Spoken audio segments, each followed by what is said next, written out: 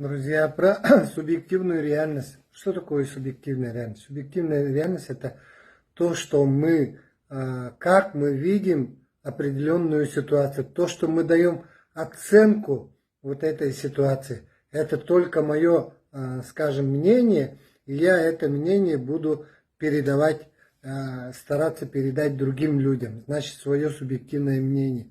Или, скажем, там, если я скажу лошадка, то каждый будет представлять свой образ. Ну, не сказал только и все.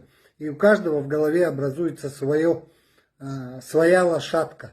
И мы будем пытаться друг другу впихнуть вот этот образ лошадки, который у нас есть в нашей голове.